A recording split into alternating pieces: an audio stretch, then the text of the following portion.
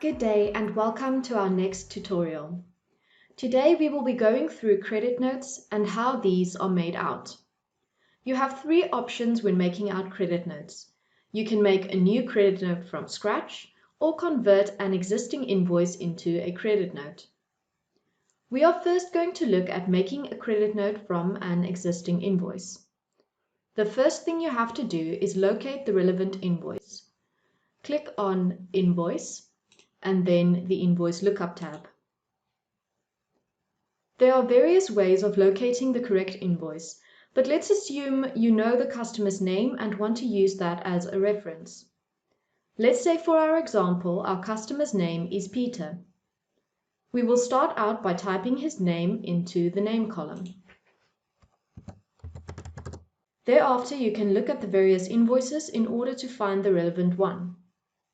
It's always a good idea to check the invoice before you make out a credit note for it. You can do this by double-clicking on the invoice number. Once you are happy that it is the correct invoice, you can go back to the Invoice Lookup tab, right-click on the invoice number, and then select New Credit Note for this invoice. The credit note will then open and look something like this. You will note that the client's details are at the top of the credit note, and lower on the credit note you will see all the items that have been listed on the invoice. On the right-hand side of the credit note you will find the words No Items on Credit Note, along with the 0 over here. This is because you haven't selected which items you would like to add to your credit note. So how do you add items to the credit note? You simply have to tick the relevant boxes under the SEL column, and then you have to go over to the quantity column and insert the number of items that have been brought back. For our example today, let's say the quantity was 3 of the blue medium shirts. You will note that you won't be able to insert a quantity greater than the amount that was on the original invoice. If you try and insert an amount greater than that which was sold, an error message will pop up like this.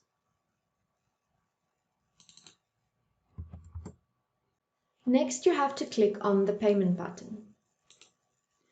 You can either refund the client in cash or by card, and type in the amount over here. Otherwise, you can always pay the client by check or direct bank and fill in the amount here or here. But just remember that when you select a cash refund, this means that you will be paying the client from your till. It's really important that you select the correct repayment method, as this will determine whether or not your cash up will make sense at the end of the day. If this amount is on the client's account, leave all these fields on 0. On the left-hand side of the screen, you will note that you can add extra information. Use this note field to put any messages you want to add in connection with the credit note.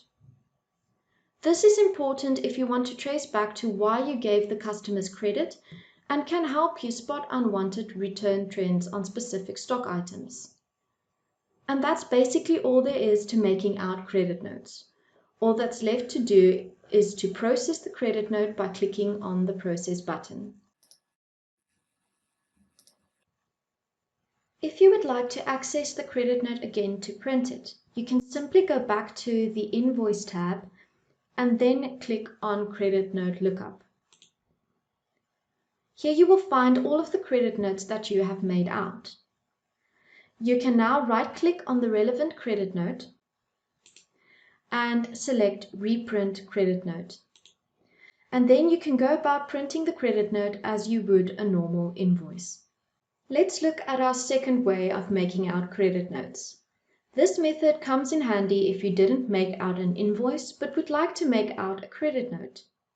Start by clicking on the New Credit Note tab under the Invoice tab.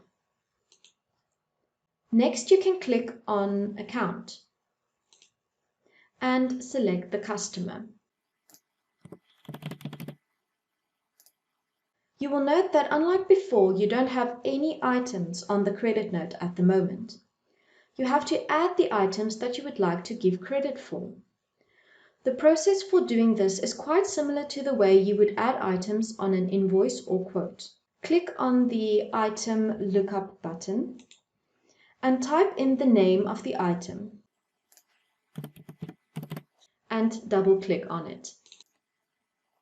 You can now change the item quantities and aren't limited to the amounts that were listed on the original invoice like before.